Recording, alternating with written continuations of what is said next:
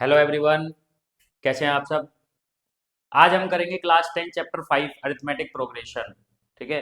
जिसमें जितने भी इंपॉर्टेंट क्वेश्चन हैं वो सारे टाइप मैंने कवर किए हैं इस वीडियो में। ठीक है।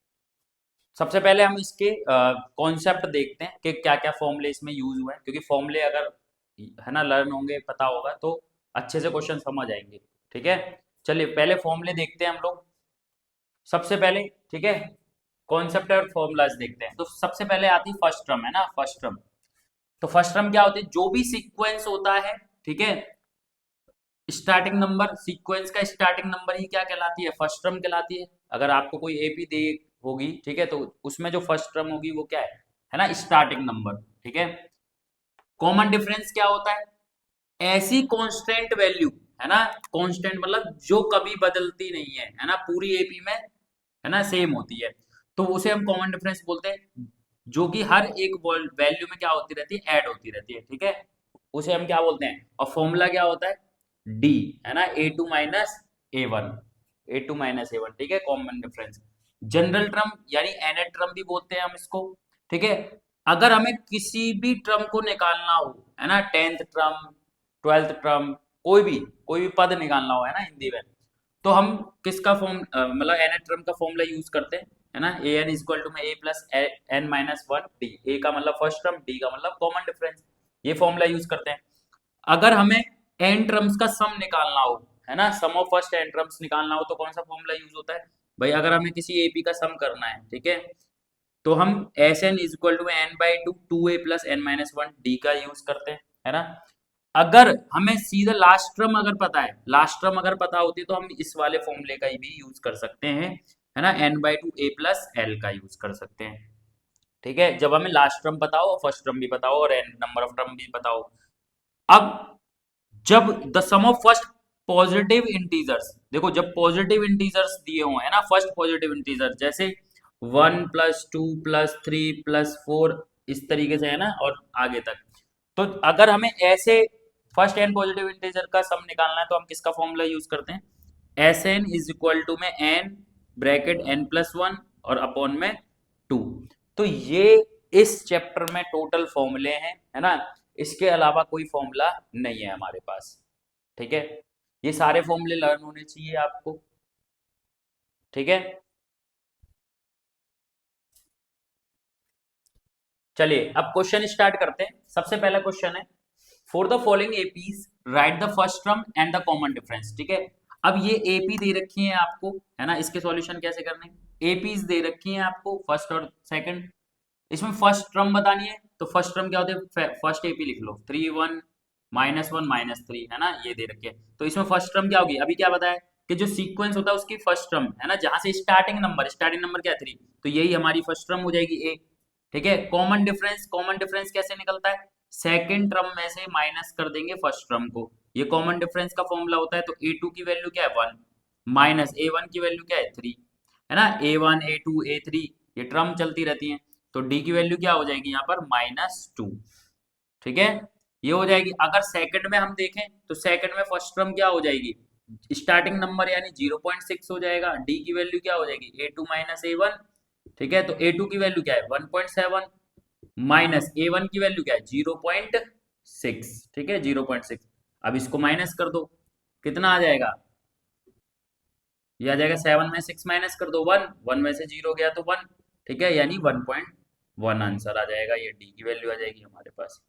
ठीक है, इस तरीके से ये बिल्कुल, है ना, सिंपल क्वेश्चन हो गया कि कोई अगर एपी दे के उसमें आपका फर्स्ट टर्म क्या होगी, उसमें आपकी कॉमन कॉमन डिफरेंस क्या होगा। ठीक है, हिंदी में हम सारवंतर बोलते हैं इसको। ठीक है।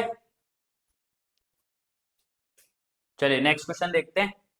विच of the following are APs. अब देखो, अब क्वेश्चन में अभी क्या एपी दे रखी थी, आपसे कॉमन डिफरेंस पूछा था और फर्स्ट टर्म पूछा था, है ना, प्रथम पद पूछा था, सारवंतर पूछा था, वो बता दिया। अब आपसे ऐसा क्वेश्चन आ सकता है कि बताओ कि क्या ये एक एपी है? पहले चेक करो कि एपी है या नहीं है। ठीक है। अगर ये एपी है, अगर ये एपी बनाते हैं, ठीक है, तो कॉमन डिफरेंस निकालो इसका and right 3 terms more terms, है ना, और इससे आगे 3 टर्म और लिखो, है ना, 3 टर्म, 3 पद और लिखो। तो सबसे पहले चेक करना है कि ये एपी है या नहीं है। तो एपी चेक करने के लिए क्या है? सबका जो कॉमन डिफरेंस है वो सेम होना चाहिए, जो कांस्टेंट टर्म कॉमन डिफरेंस होती है डी, है ना, सब में सेम होना चाहिए। तो निकाल के देख लो भाई, पहली एपी है हमारे पास 2, 4, 8 और 16। ठीक है, अब इसमें चेक करो, पहले हम डी निकाल लें, D1 निकाल लेते हैं, है ना, इनके बीच का डिफरेंस निकाल देते हैं, तो इसे हम D1 बोल देते हैं। तो A2 माइनस A1, तो A2 की वैल्यू 4 माइनस 2, तो ये आ जाएगा 2, है ना। अब इनके बीच का डिफरेंस, इन दोनों का चेक कर लिया, अब इनके आगे चेक करो D2, है ना, कॉमन डिफरेंस जिसको हम D2 नाम दे देते हैं, इनके बीच का चेक कर लो। तो यहाँ पर क्या होगा, A3 minus A2, A3 minus A2, है ना, या फिर डी रहने दो, कोई दिक्कत नहीं है, ठीक है, ऐसे चेक कर लो आप, डी रहने दो, ठीक है, A3 माइनस A2 कर लो, 8 माइनस 4, 8 माइनस 4, देखो क्या आया, 4 आया।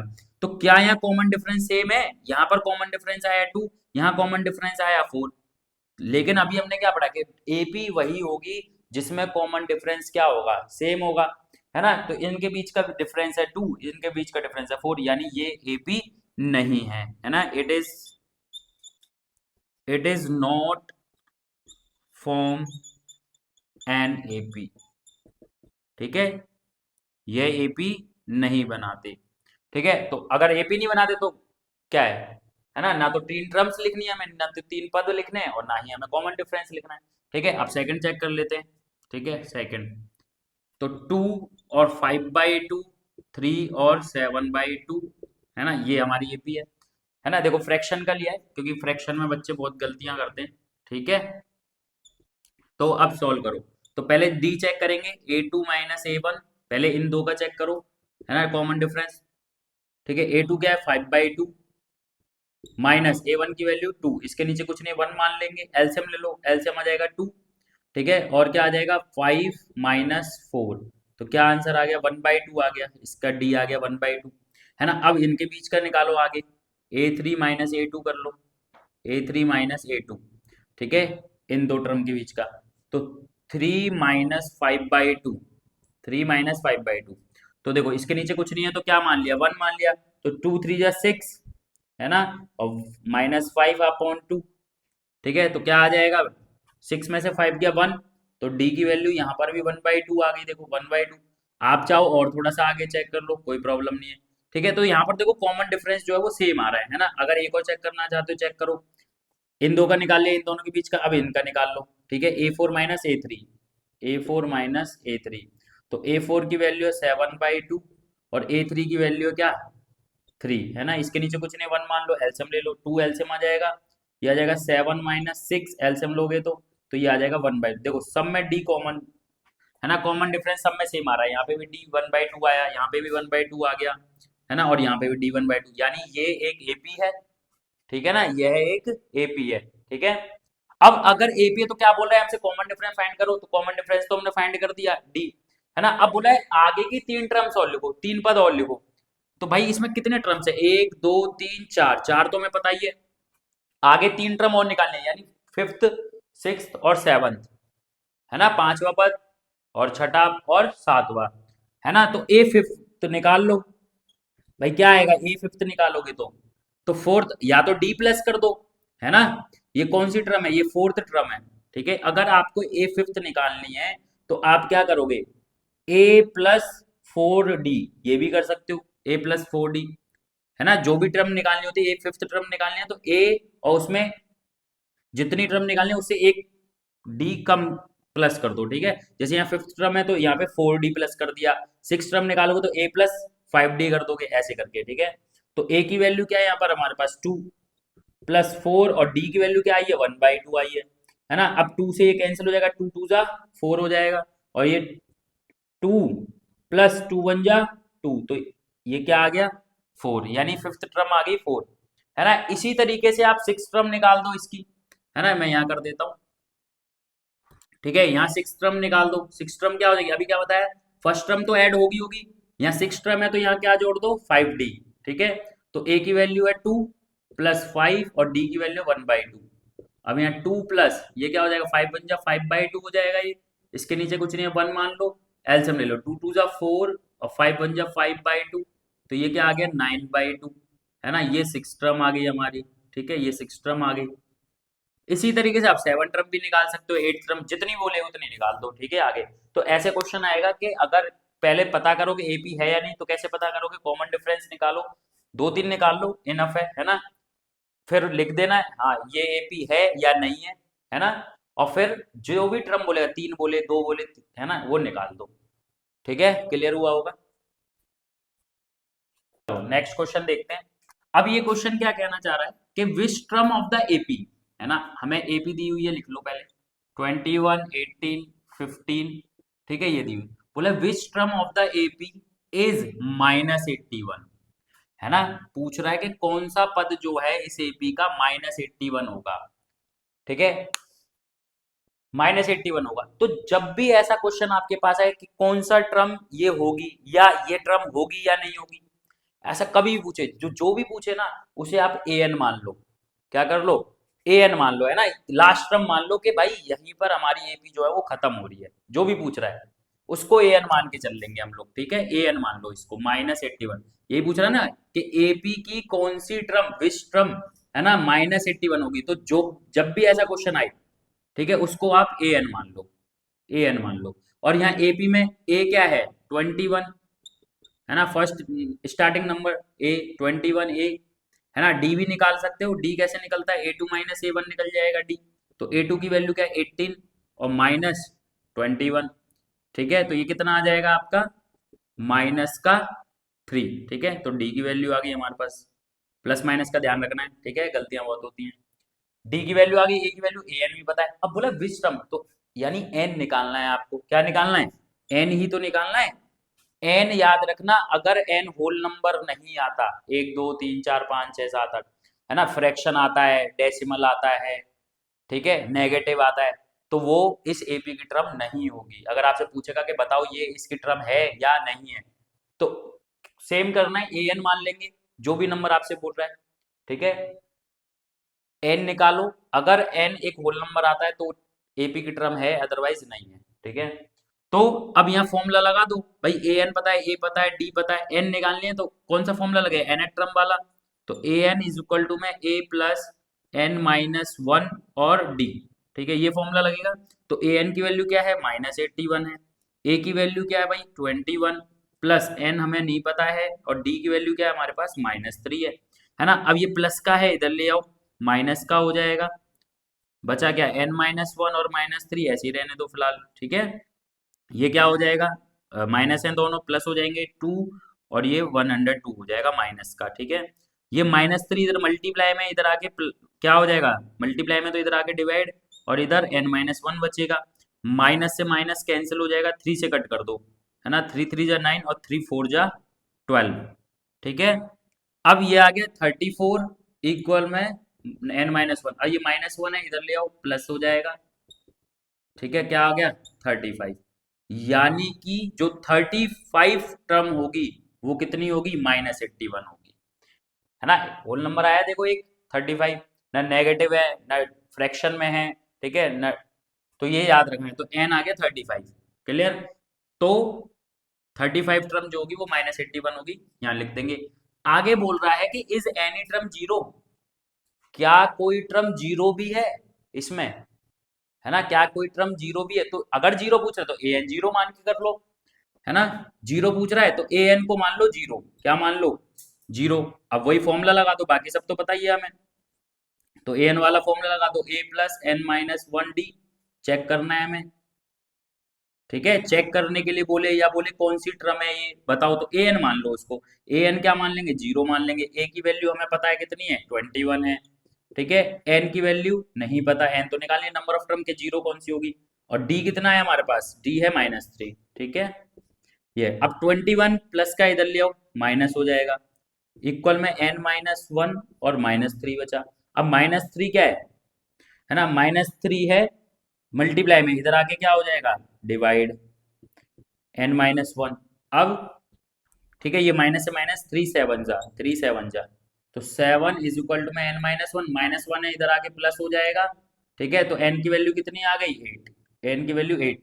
अब देखो n जो है वो एक होल नंबर आया है, इसका मतलब जीरो भी इस एपी की टर्म है। कौन सी टर्म है, 8th टर्म, यानी जो 8वां पद होगा वो इस एपी की जीरो होगी, है ना, 8th टर्म इज जीरो। आई बात समझ में।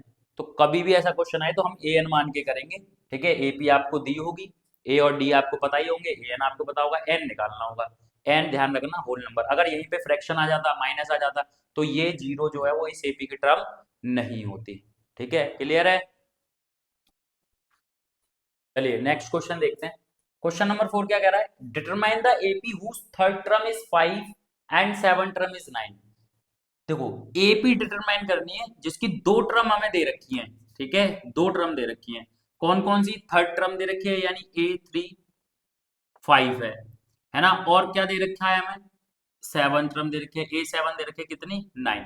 देखो जब भी ऐसे आपको अगर दो टर्म पता है, अगर आपको दो टर्म पता है ना, दो पद पता है, तो आपके पास दो इक्वेशन बनेंगी, वहां से ए और डी की वैल्यू आ जाएगी। अगर आपको ए और डी की वैल्यू पता है तो आप एपी आराम से निकाल सकते हो, ठीक है। और कोई भी टर्म आपसे पूछे है तो आप टर्म भी निकाल सकते हो, बस ए और डी पता होनी चाहिए आपको। देखो अब यहाँ थर्ड टर्म दे रखे तो A3, मैंने क्या समझाया था, जब भी A3 लिखना हो तो कैसे लिखेंगे, फर्स्ट टर्म तो प्लस होगी, उसमें एक कम यानी 2D है ना, इज इक्वल टू 5। देखो फर्स्ट टर्म बन गई, क्या बन गई? फर्स्ट टर्म है ना।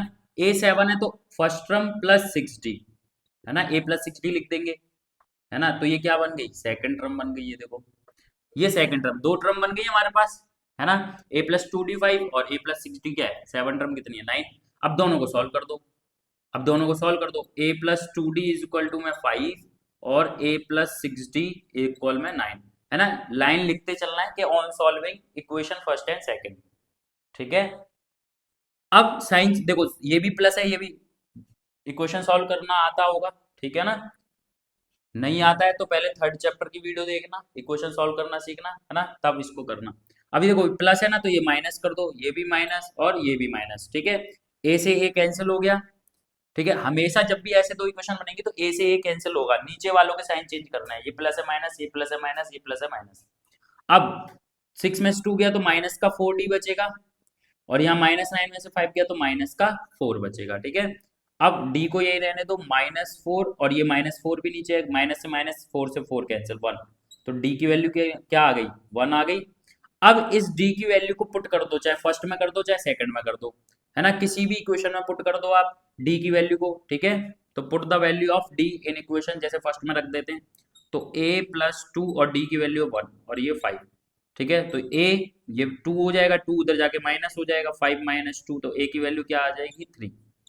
अब देखो a और d की वैल्यू हमें पता है, तो अब AP आराम से हम निकाल सकते हैं, ठीक है। तो हमारी AP क्या हो जाएगी? क्या हो जाएगी AP? भाई फर्स्ट स्टार्टिंग नंबर क्या है? 3 है ना, 3, AP स्टार्ट होगी 3 से। अब d प्लस करते चलो, उसमें d 1 है ना, तो जोड़ते चलो, 1 प्लस कर दो, 4 5 6 7, बस ये AP आ गई हमारी, समझे। स्टार्टिंग ए और डी पता है तो ए हो गया स्टार्टिंग नंबर, ए पी की स्टार्टिंग कहां से हो रही है, और डी हो गया उसमें कांस्टेंट यानी कॉमन डिफरेंस जो सब में प्लस होगा, तो सब में प्लस करते चलेंगे। ठीक है, क्लियर।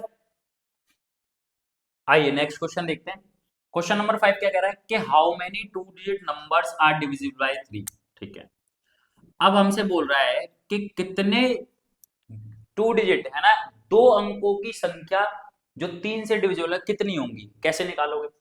भाई एक बात बताओ, भाई 2 डिजिट बोल रहे हैं ना, 2 डिजिट, तो पहले एपी बना लो आप सोच के, है ना। एपी तो दो दो मतलब जो 2 डिजिट होते हैं यानी दो अंकों की संख्याएं होती हैं, वो कहाँ से शुरुआत होती है? 10 से।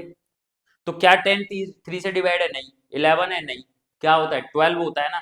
तो स्टार्टिंग नंबर हो जाएगा 12, कि जो 12 से स्टार्ट होगी, 3 से डिवाइड बोल रहा है ना, तो अब इसमें प्लस करते रहो, है ना, 15, है ना, 3 3 प्लस करते रहो, 12 3 15 और फिर 18, ऐसे ही तो होगा, डॉट डॉट। अब लास्ट का नंबर ध्यान कर लो, है ना, हाउ मेनी 2 डिजिट नंबर, तो स्टार्टिंग कर ली।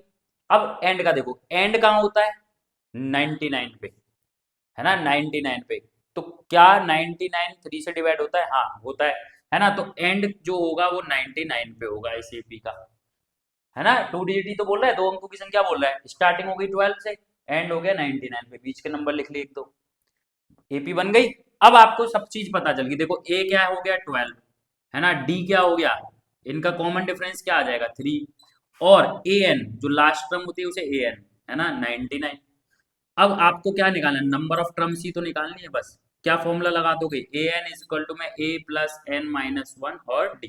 तो ए एन की वैल्यू क्या है 99, है ना। ए की वैल्यू कितनी है 12, एन की वैल्यू हमें नहीं पता है, डी की वैल्यू क्या है 3, ये हो गई। ठीक है, अब सॉल्व कर दो, 99 प्लस का इधर आके माइनस हो जाएगा, n माइनस वन, और ये 3 ऐसे ही रहने दो, कितना आ जाएगा 7 और 8 87 आ जाएगा। 3 मल्टीप्लाई में नीचे आके डिवाइड कर दो, n माइनस वन 3 से कट करो, 3 टू जा और 3 9 जा 27, है ना।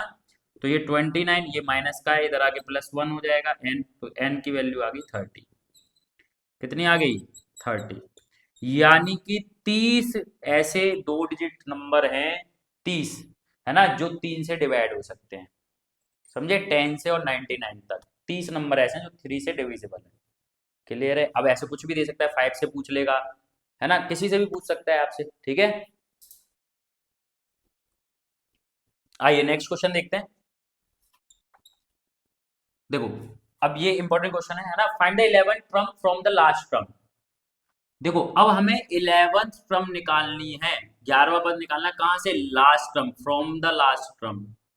अभी तक हम जो भी टर्म निकालते हैं वो आगे से निकालते हैं, लेकिन इसमें साफ बोला गया भाई लास्ट टर्म से निकालो हमारे पास, है ना, लास्ट टर्म। तो एपी क्या दे रखे 10 7 4, ठीक है, और माइनस 62, ये दिया हुआ है हमें एपी, बोला लास्ट टर्म से निकालो।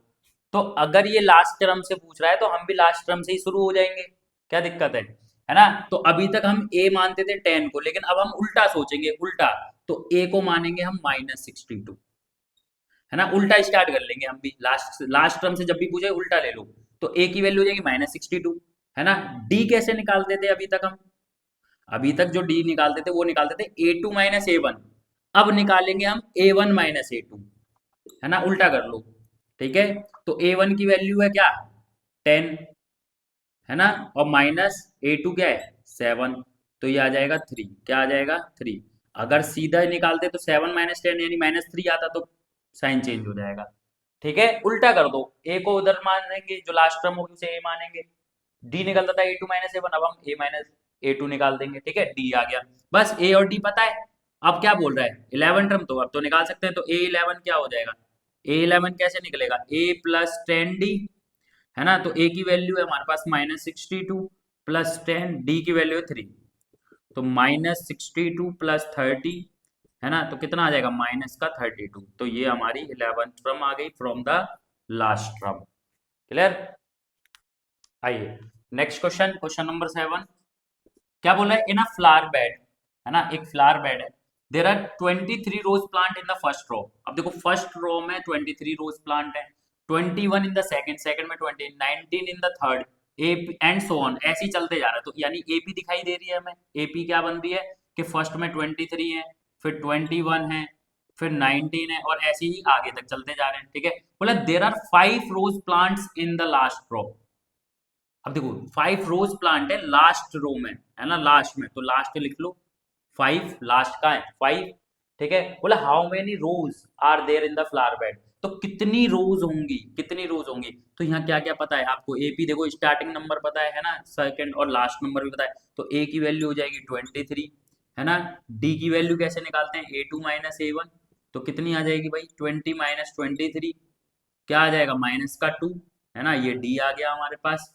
ठीक है, और लास्ट टर्म को हम ए एन मान लेते हैं 5, ये आ गया। तो देखो ए पता है ना, ए पता है, डी पता है, ए एन पता है, क्या निकालना है, नंबर ऑफ रोज तो ही निकालनी है, बस एन निकालना है हमें। क्या फॉर्मूला लग जाएगा, A N is equal to A plus N minus 1 D. ठीक है, ए एन की वैल्यू है 5, ए की वैल्यू है 23, है ना, प्लस एन माइनस 1, और डी की वैल्यू क्या है -2। ठीक है, तो ये 5, ये प्लस का इधर आके माइनस, n माइनस 1, और ये हो जाएगा माइनस का 2। ठीक है, ये कितना आ जाएगा माइनस का 18, है ना, -2 मल्टीप्लाई में इधर आके डिवाइड कर दो, और n माइनस 1 बचा, है ना, ये माइनस से माइनस, और ये 2 9 जा। ठीक है, तो ये आ गया 9 इज इक्वल टू में n माइनस 1, -1 इधर आ जाएगा, प्लस हो जाएगा, तो क्या आ गया 10। तो यानी कि कितने हैं, नंबर ऑफ रोज कितनी है 10। ठीक है, how many rose are there in the flower bed 10, तो 10 rose are there in the flower bed. ठीक है, आइए नेक्स्ट क्वेश्चन देखते हैं, क्वेश्चन नंबर 8, बोला which term of the AP is 78। AP दी हुई है आपको 3 8 13 और 18 है ना। बोला कौन सी टर्म 78 है, तो अभी क्या समझाया मैंने कि 70, जब भी ऐसा क्वेश्चन दिखाई दे कि कौन सी टर्म ये है 78 है, तो ए एन मान लो, उसको क्या मान लो, ए एन। ए एन हो जाएगा 78, यानी हमारी जो एपी है वो यहीं खत्म हो रही है भाई। हमने तो ये मान लिया हमारी एपी यहीं खत्म हो रही है, जो टर्म आप पूछ रहे हो, ठीक है, यही मान लिया। अब लेकिन एन जो है वो होल नंबर आनी चाहिए, तो अब चेक कर लेते हैं कौन सी टर्म है। ठीक है, तो ए की वैल्यू क्या है 3, डी की वैल्यू निकाल लो, डी की वैल्यू क्या है A2 माइनस A1, है ना, तो क्या निकल के आ जाएगा 8 माइनस 3 यानी 5 आ जाएगी, तो डी की वैल्यू आ गई 5। ठीक है, ए पता है, ए पता है, डी पता है, ए एन पता है, तो कौन सा formula, A N is equal to में A plus N minus one और डी।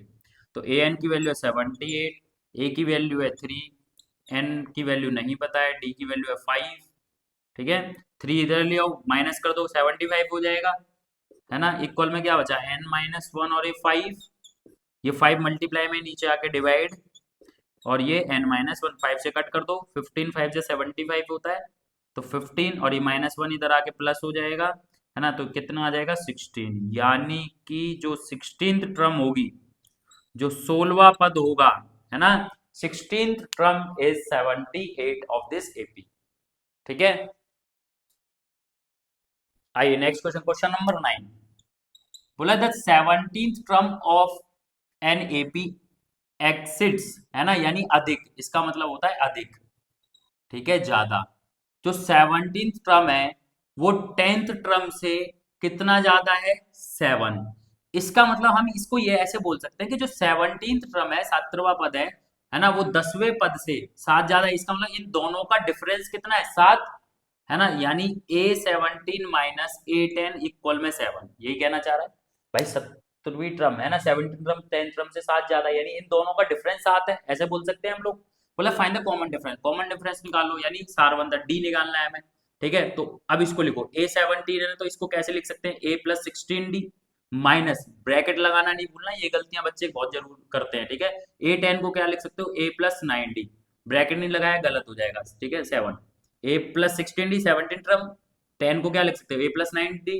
ठीक है, अब A+16D एल खोल दो, ब्रैकेट को खोल दो, ये माइनस का ए और ये भी माइनस का 9D हो जाएगा, माइनस मल्टीप्लाई होगा तो अंदर।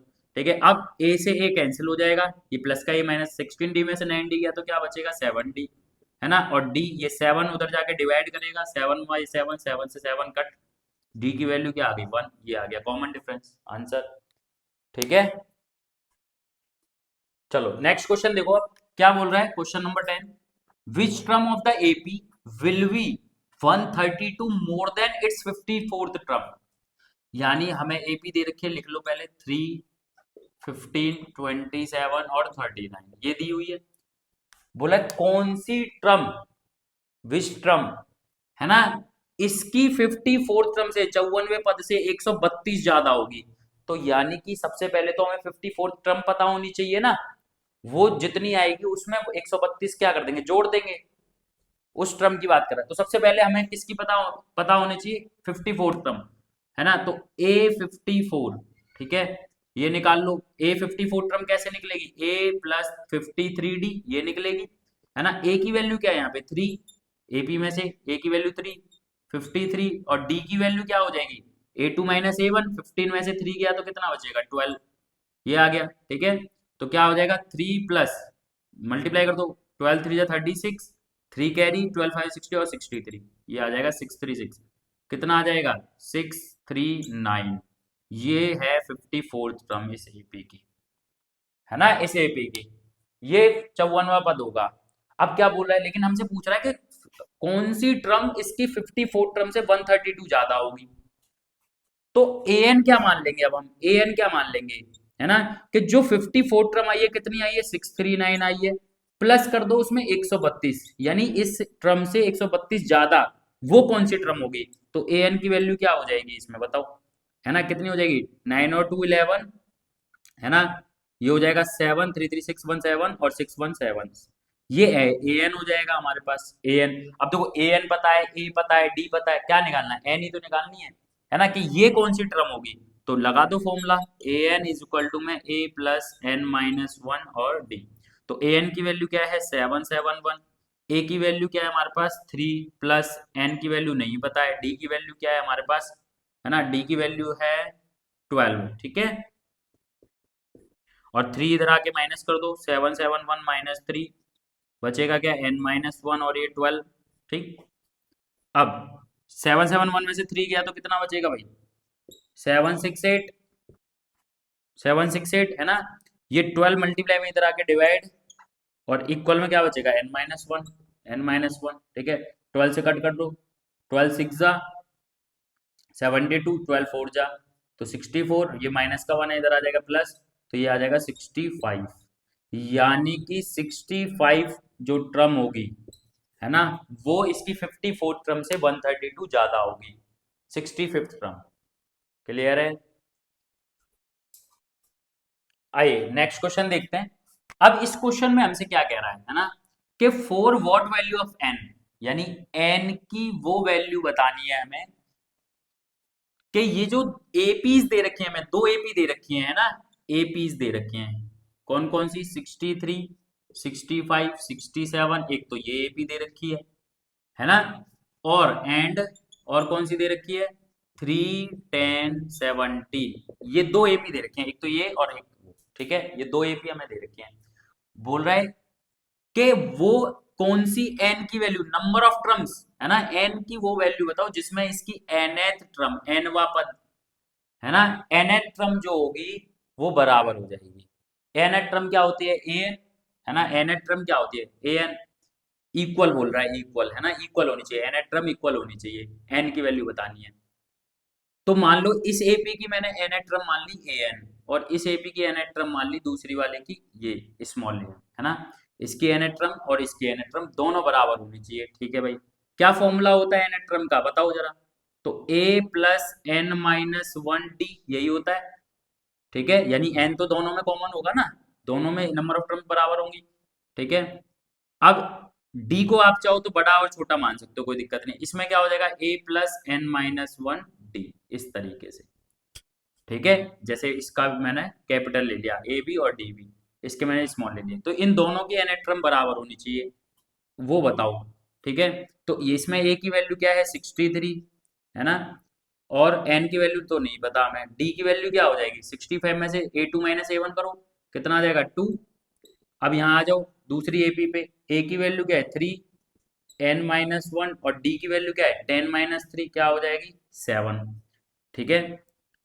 अब सॉल्व कर दो इसको, तो ये 63 प्लस, ओपन करना पड़ेगा, है ना, 2 into N 2n, 2 minus 1 minus का 2, ये 3 है, प्लस 7 इंटू एन करोगे 7n, 7 माइनस 1 7, माइनस 7 आ जाएगा, ठीक है। अब एन एन वाले एक साइड कर दो, विदाउट एन वाले एक साइड कर दो, तो जैसे अब पहले सॉल्व कर लो, 63 में से 2 गया तो 61 बचेगा प्लस 2n, 3 में से माइनस 7 गया तो क्या बचेगा, -4 प्लस 7n, ठीक है। अब एन एन वाले एक साइड, विदाउट एन वाले एक साइड कर दो, तो ये 2n इधर ही रहने दो इसको, ये प्लस का इधर आके माइनस हो जाएगा, ये -4 अपनी जगह पे, ये प्लस का इधर जाके क्या हो जाएगा, माइनस हो जाएगा, 2n में से -7n गया तो माइनस का 5n बचा, है ना, ये क्या आ जाएगा, माइनस का 65 आ जाएगा। अब n को यहीं रहने दो, -65, ये मल्टीप्लाई में इधर आके डिवाइड, माइनस से माइनस कैंसिल, 5 से कट करोगे 13, 5 जा 65, तो n की वैल्यू 13, यानी कि n की वैल्यू 13 पे इन दोनों की n टर्म जो होगी वो इक्वल होगी, ठीक है, नीचे लिख देंगे। क्लियर है। आइए नेक्स्ट क्वेश्चन देखते हैं, क्वेश्चन नंबर 12 क्या कह रहा है, the sum of the fourth and eighth term of an AP is 24, sum बोल रहा है, सम, है ना, सम फोर्थ और एट्थ टर्म का, लिख लो जो गिवन है आपको, फोर्थ टर्म और एट्थ टर्म का सम कितना दिया हुआ है, 24 दिया हुआ है ना। आगे क्या बोल रहे हैं, and sum of the sixth और टेंथ, है ना, सिक्स्थ और टेंथ, तो सिक्स्थ और टेंथ टर्म का सम कितना दिया हुआ है आपको भाई, 44 दिया हुआ है, ये दो चीज बोला, find the first 3 terms of the AP, तो बोला एपी के पहले 3 टर्म्स निकालो, यानी पहले 3 पद निकालो। तो हमसे एपी की कोई भी टर्म पूछ ले, लेकिन हमें पता क्या होना चाहिए, ए पता होना चाहिए और डी पता होना चाहिए, है ना। तो ए और डी कैसे निकलेगा, देखो यहाँ से इसे सॉल्व करेंगे, यहाँ से एक इक्वेशन आएगी और यहाँ से एक इक्वेशन आएगी, अगर दो इक्वेशन है तो हमारे पास ए और डी निकल आएगा, ठीक है। तो इसे सॉल्व करो, पहले a4 है ना, तो इसको क्या लिख सकते हैं, a plus 3d, a plus 3d, बीच में प्लस है इसलिए कोई फर्क नहीं पड़ता, प्लस का साइन चेंज तो करता नहीं है किसी को। तो ए 8 है तो क्या हो जाएगा, ए प्लस 7 डी हो जाएगा, है ना, ऐसे लिख। लेकिन अगर डिफरेंस दिया होता, माइनस दिया होता, तो इसको ब्रैकेट में लिखते, ये ध्यान रखना है, ठीक है, क्योंकि माइनस से साइन चेंज हो जाते हैं। ये हो गया। अब ऐसे इसको लिख लो, ए 6 है तो ए प्लस 5 डी, प्लस ए 10 है तो ए प्लस 9 डी, ऐसे लिख सकते हैं, और ये 44, ठीक है। अब सॉल्व करो, ए और ए क्या हो जाएगा, 2a, है ना, 3d और 7d क्या हो जाएगा, 10d इक्वल में 24। अब यहाँ पे भी a और a क्या हो जाएगा, 2a, 5 और 9 क्या हो जाएगा, 14d इक्वल में 44। थोड़ा और सॉल्व कर लो, यहाँ 2 है ना, 2 कॉमन आ रहा है दोनों में से, 2 कॉमन ले लो, a प्लस यहाँ से 5 बचेगा, भाई 10 में से 2 गया, 2 5 से 10 होता है ना, ये हो गया। अब a प्लस 5d, ये मल्टीप्लाई में इधर आके क्या कर देगा, इसको डिवाइड, 2 से कट कर दो इसको, 12 आ जाएगा। तो a प्लस 5d इक्वल में 12, फर्स्ट इक्वेशन आ गई हमारे पास, फर्स्ट इक्वेशन, ठीक है। अब इधर सॉल्व कर लो, यहाँ से भी 2 कॉमन आ रहा है, क्या बचेगा, a प्लस 7d, है ना, 2 7 जा 14 होता है, क्योंकि 2 उधर जाके डिवाइड हो जाएगा, तो 44 डिवाइड में 2, 2 से कट कर दो, 22 आ जाएगा। तो a प्लस 7d इक्वल में 22, ये आ गई सेकंड इक्वेशन। अब अगर दो इक्वेशन मेरे पास हैं तो दोनों इक्वेशन को सॉल्व करके ए और डी निकल आएगा, है ना। तो दोनों इक्वेशन को सॉल्व कर दो, लिख लेना on solving equation first and second, A plus 5d equal में 12 और ए प्लस 7d इक्वल में 22। साइन चेंज करो, ये माइनस, ये भी माइनस और ये भी माइनस, ठीक है, माइनस से माइनस कैंसिल हो जाएगा, ए से ए कैंसिल हो जाएगा, -7 में से 5 गया तो माइनस का 2d, -22 में से 12 गया तो माइनस का 10। अब माइनस से माइनस कट जाएगा और 2 से कितने टाइम पे कट जाएगा, ये 5, तो डी की वैल्यू आ जाएगी 5, है ना, क्योंकि -2 मल्टीप्लाई में ना इधर आके डिवाइड होगा, तो माइनस से माइनस और 2 5 जा 10, तो डी की वैल्यू कितनी आ गई, 5 आ गई।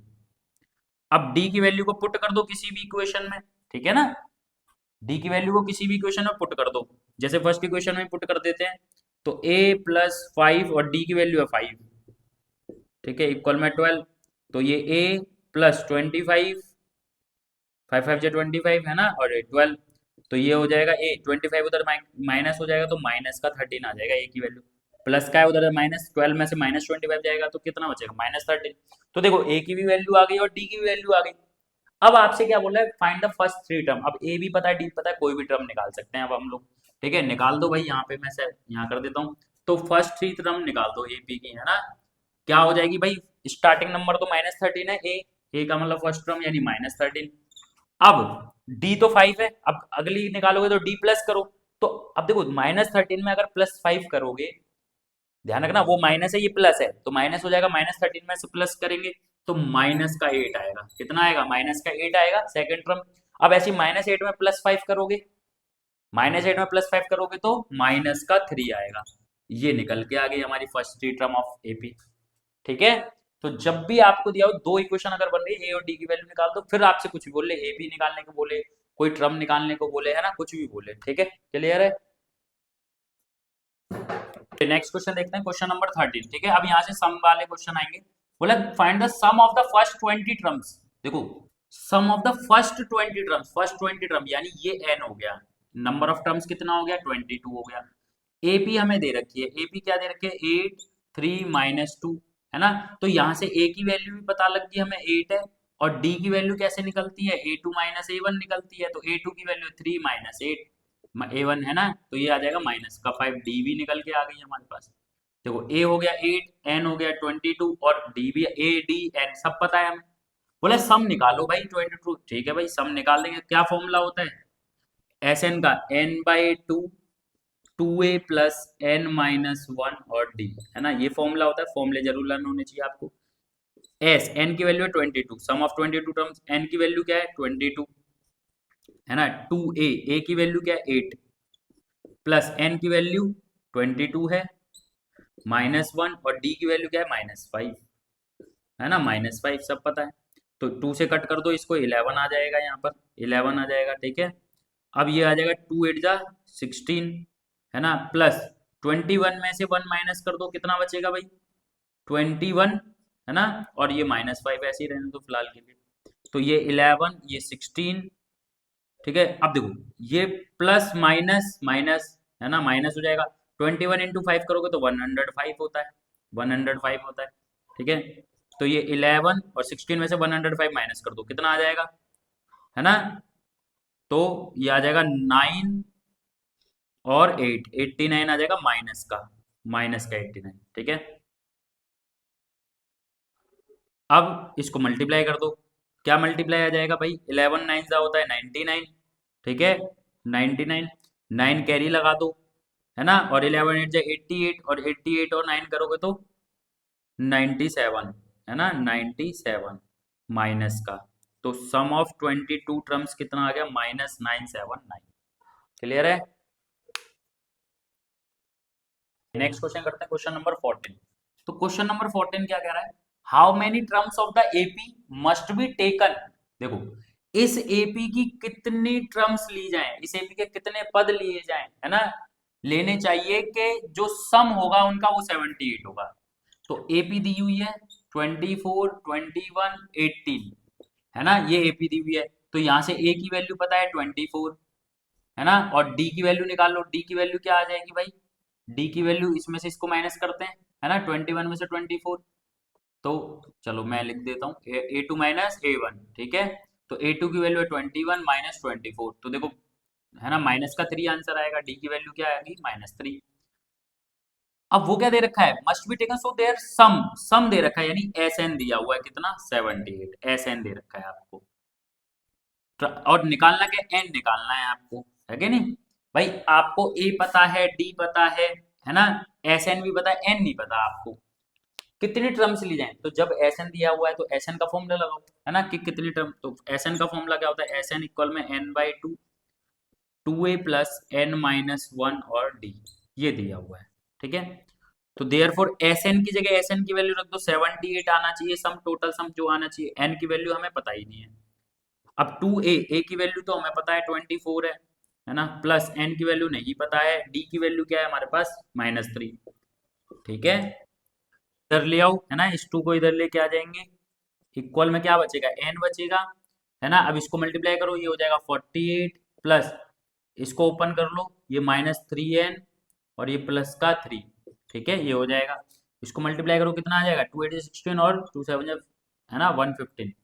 तो ये n और ये हो जाएगा 48। अब ओपन कर दो, ये -3n और प्लस का 3, ये आ गया, ठीक है। अब इसको सॉल्व करो, ये 156 ऐसे ही रहने दो, n ऐसे ही रहने दो, ब्रैकेट ओपन करो, 48 और 3 कितना हो जाएगा, 53, सॉरी 48 और 3 51, है ना, और माइनस का 3n, ये हो जाएगा। अब n को मल्टीप्लाई कर लो, n की मल्टीप्लाई करोगे 51 से तो 51n, और n की मल्टीप्लाई -3n से -3n² हो जाएगा। लेकिन हम कभी भी, है ना, माइनस नहीं छोड़ते, n² या x² कुछ भी हो क्वाड्रेटिक इक्वेशन में, तो इसको इधर ले आओ, तो ये हो जाएगा प्लस, ये प्लस है तो माइनस, ठीक है, और ये प्लस है तो प्लस ही रहेगा, ये तो, और इक्वल में क्या बचेगा, 0, ठीक है भाई। इसको इधर लेके आ गए, ये तो अपनी जगह पे है ही। अब क्या करेंगे, अब इसमें से लेंगे, या तो कॉमन ले लो, पहले 3 कॉमन आ रहा है सब में से, देखो 3 सब में से कॉमन आ रहा है, 3 को कॉमन ले लो, क्या बचेगा, यहाँ n² बचेगा, 3 से कितना जाएगा, 17 बचेगा, है ना, और 3 से जाएगा तो 3 5 जा और 3 2 जा, ये बचेगा। 3 उधर जाके 0 बन जाएगा, तो क्या बचा, n² 17n और प्लस का 52, ठीक है, 52।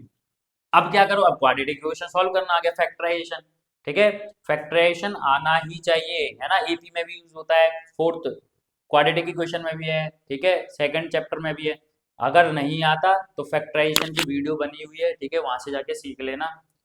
अब देखो क्या करते हैं, लास्ट वाले नंबर को जो इसका कोफिशिएंट होता है, तो यहाँ पे कुछ नहीं 1, तो 52 के ऐसे फैक्टर करो कि यहाँ पर -17 आ जाए, और मल्टीप्लाई करो तो प्लस का 52 ही आए, आगे का नंबर सेम रहता है, पीछे का सेम रहता है, ठीक है।